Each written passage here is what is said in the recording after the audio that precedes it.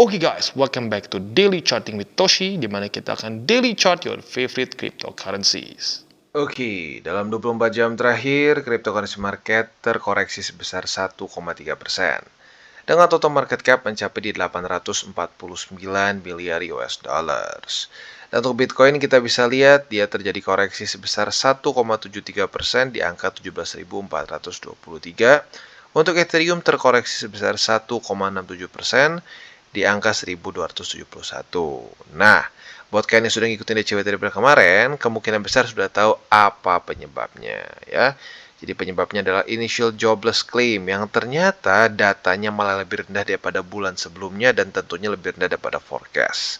Itu akhirnya membuat USD menguat dan semua risk on asset berdarah. Lagi-lagi bukan cuma kripto, nanti kita cek juga untuk Nasdaq, S&P, Dow Jones dan lain-lain juga cenderung kebakaran, even gold ya. Lalu untuk BNB dia terkoreksi sebesar 1,19%. Untuk XRP dia terkoreksi sebesar 0,8%. Untuk Dogecoin dia terkoreksi sebesar 1,17%.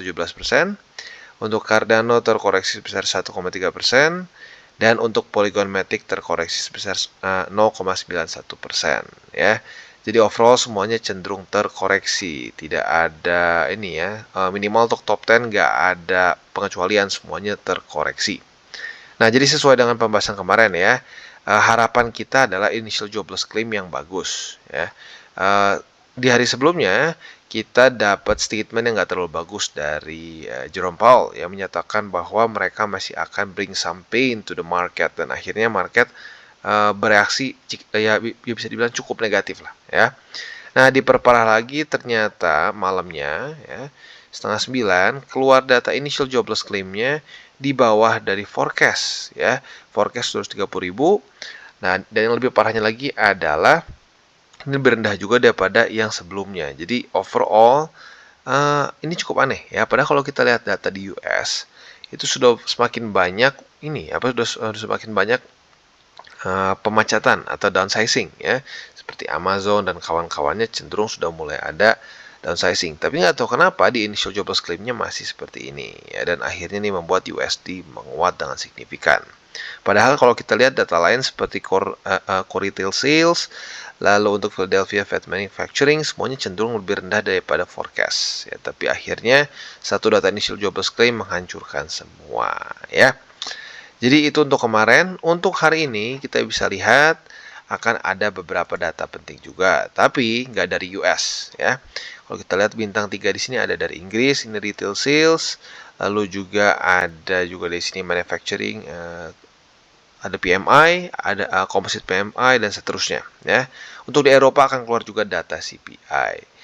Nah, kalau UK dari dulu sih sebenarnya nggak terlalu ekstrim ngaruh ke kripto. Untuk Eropa kadang-kadang ngaruh ya, apalagi data CPI. Jadi mungkin kita boleh perhatiin nih jam 5 ya, jam 5 sore apakah akan ada volatilitas atau tidak ya. Dan setelah itu sih udah ya, overall paling cuma ada Rusia lagi-lagi nggak terlalu ekstrim ngaruh ya, interest rate decision juga nggak terlalu ngaruh.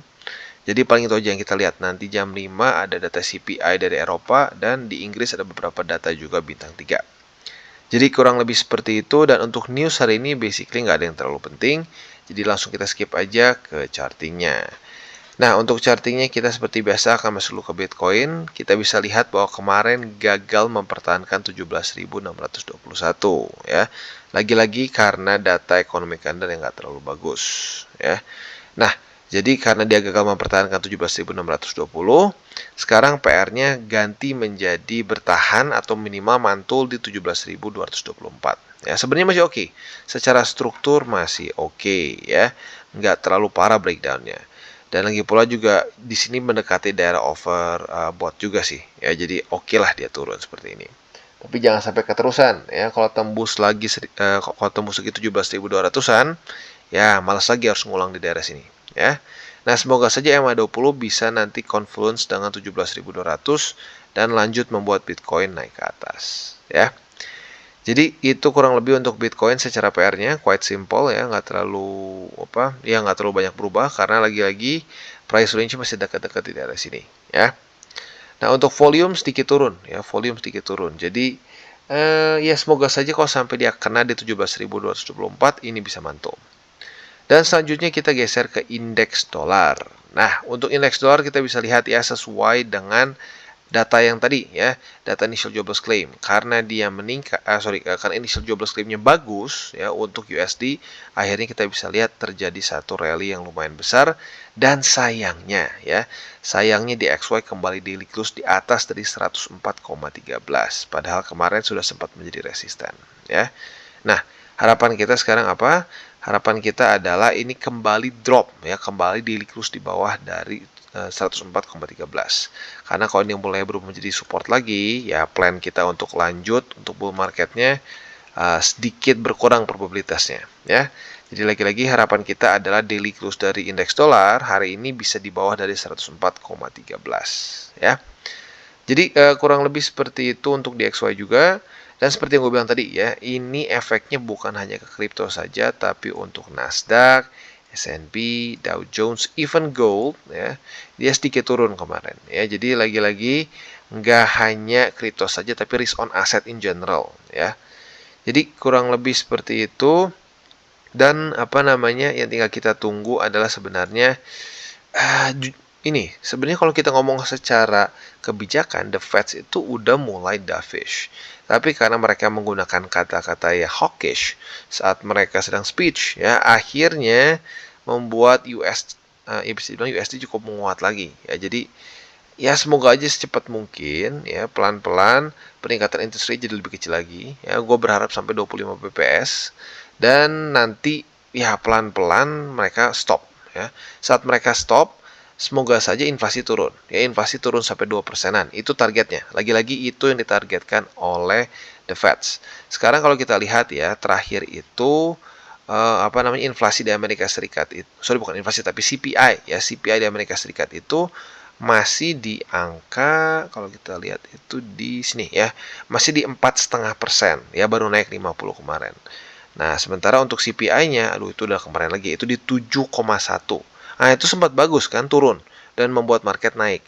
Tetapi ya sayangnya ya yang kurang diduganya adalah the Fed yang masih cenderung hawkish begitu.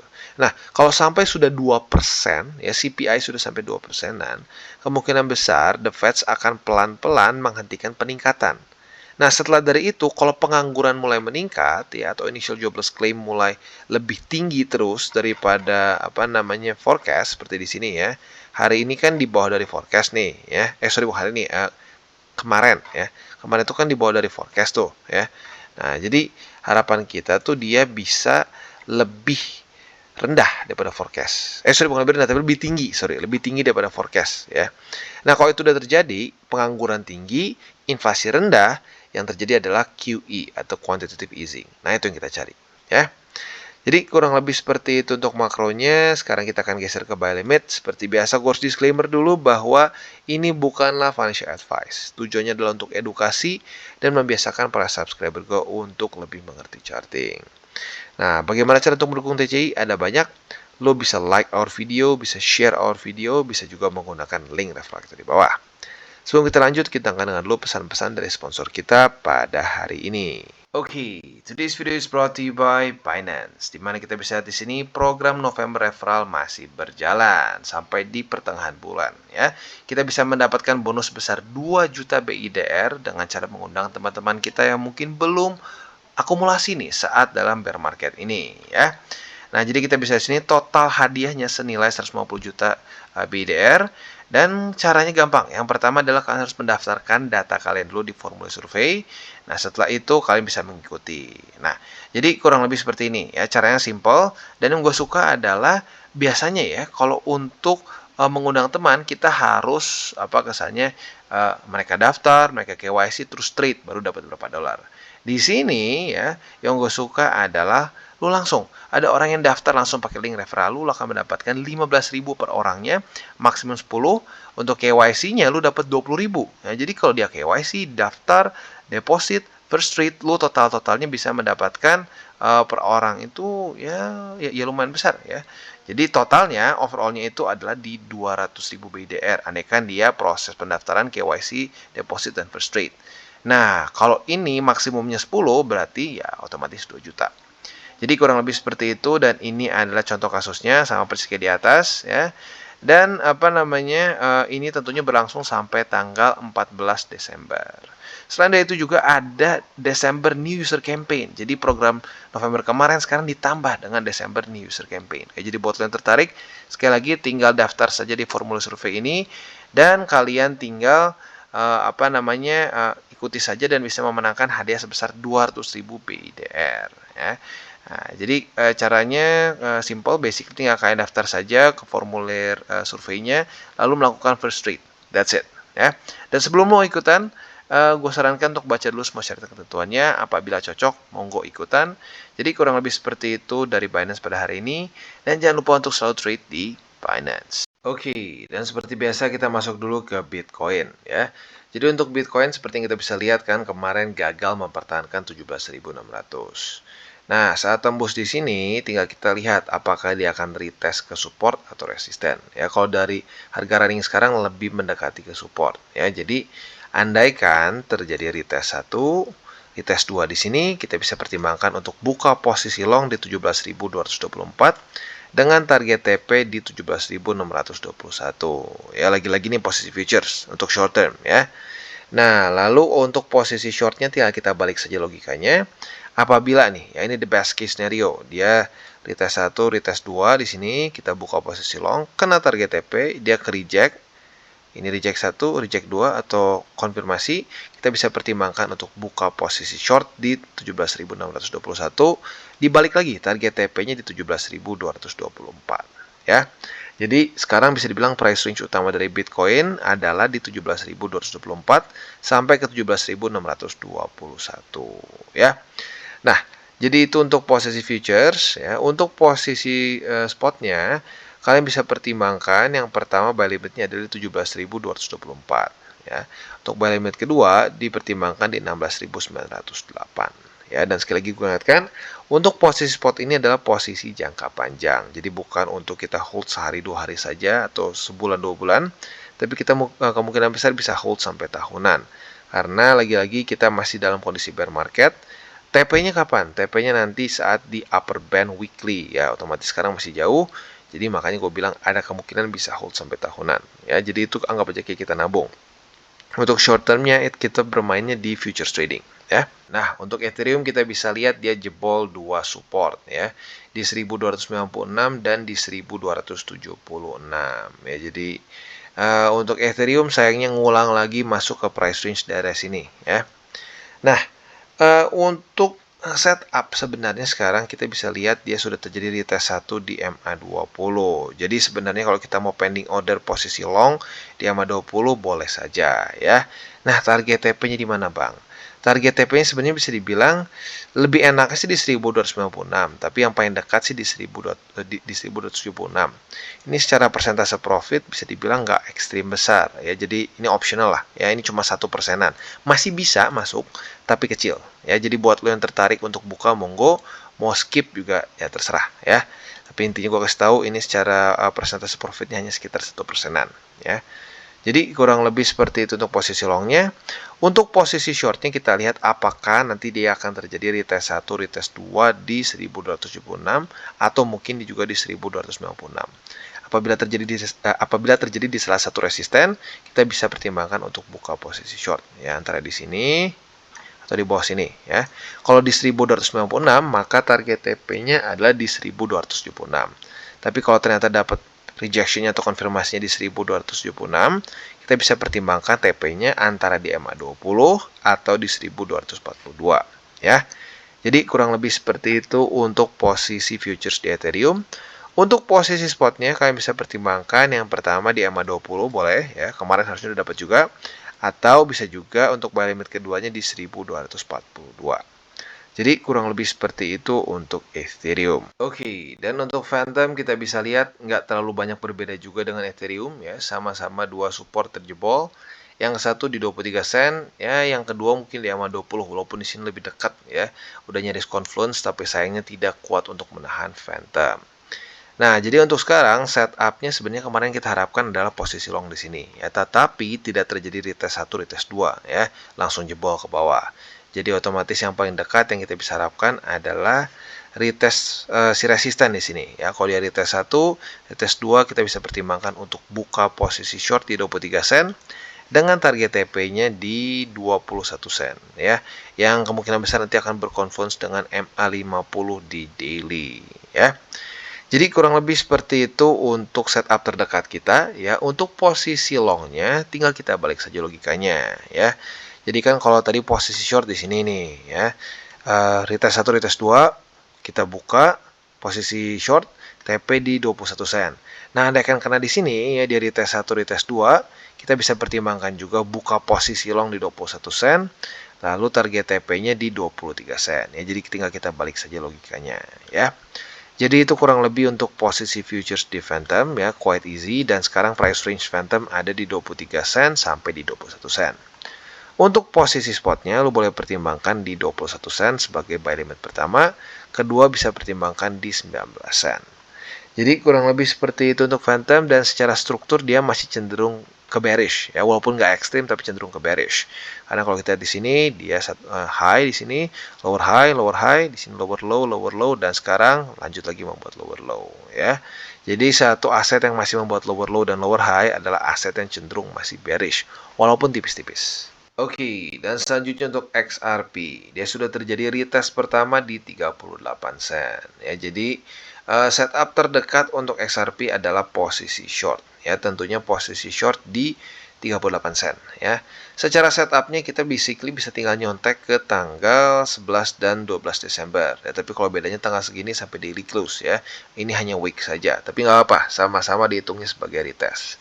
Jadi andaikan pada hari ini terjadi retest kedua di 38 sen ya, kalau sampai terjadi retest kedua di sini, nah lo bisa pertimbangkan untuk buka posisi short lalu dengan target TP di 36 sen ya. Sekali lagi ini adalah pending order sifatnya ya, nggak perlu lu pantengin. Jadi salah satu alasan kenapa gue pakai daily daily candle atau TF-nya daily itu biar bisa semua orang yang nggak bisa full time trader pun bisa trading ya, karena hanya sehari itu close satu candle. Jadi ya lu tinggal jam-jam tertentu bangunnya, cek chart hanya kurang dari semenit, dan lu bisa langsung putuskan buka posisi atau tidak ya, cut loss atau enggak.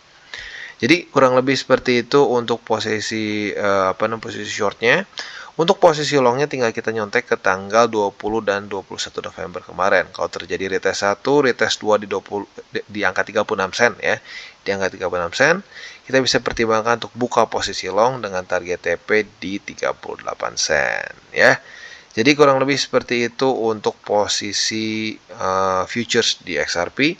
Untuk posisi spotnya bisa pertimbangkan buy limit pertama yaitu di 36 sen dan buy limit kedua di 33 sen ya. Jadi kurang lebih seperti itu untuk XRP, dan bisa dibilang secara struktur nggak terlalu berbeda jauh dengan Phantom ya, cenderung masih membuat lower high dan lower low ya. Jadi masih vibe-nya sedikit ke bearish.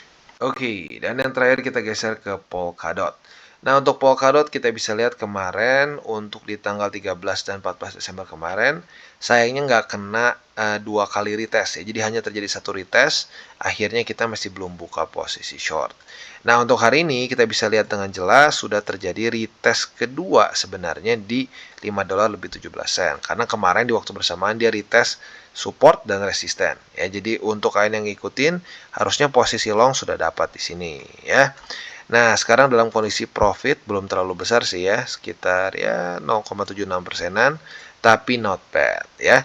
Nah, jadi target TP kita buat lu yang udah punya posisi long yaitu di MA20 ya. Nah, buat lu yang kemarin mungkin lupa buka, bisa pertimbangkan pending order sekarang, berharap ada retest ketiga di $5 lebih 17 sen ya. Lagi sama target TP-nya itu di MA20. Jadi kurang lebih seperti itu untuk posisi long di Polkadot. Nah, untuk posisi shortnya, setupnya masih mirip-mirip seperti kemarin, yaitu di MA20.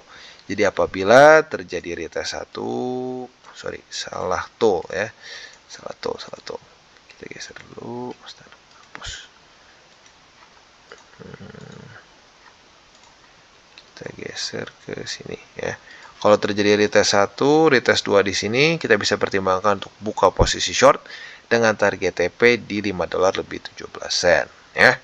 Jadi kurang lebih seperti itu untuk setup posisi futures di Polkadot ya, masih ya quite simple sebenarnya ya. Lalu untuk posisi spotnya kalian bisa pertimbangkan yang pertama di $5 lebih 17 sen. Dan untuk buy limit keduanya kita bisa di $4 lebih 99 sen. Atau biar lebih gampang digeser aja ke $5. Jadi kurang lebih seperti itu untuk Polkadot dan DCWT kita pada hari ini. Sekali lagi gue ingatkan, jangan pakai uang panas dan jangan sampai over leverage. Oke guys, jadi itu adalah akhir dari segmen DCWT kita pada hari ini. Dan jangan lupa bagi kalian yang merasakan manfaat dari segmen ini, jangan lupa untuk share ke teman-teman kalian. Dan apabila lu pengen mensupport channel kita, ya TCI, jangan lupa untuk menggunakan link referral kita di bawah. Nggak wajib, ya, tetapi apabila lu menggunakan link referral kita di bawah, ada macam-macam, ya, dari Bybit, Huobi, Maxi, toko kripto, dan banyak lagi, ya. Ya, walaupun nggak wajib, tapi kalau menggunakan link referral kita, lu secara langsung membantu perkembangan dari TCI.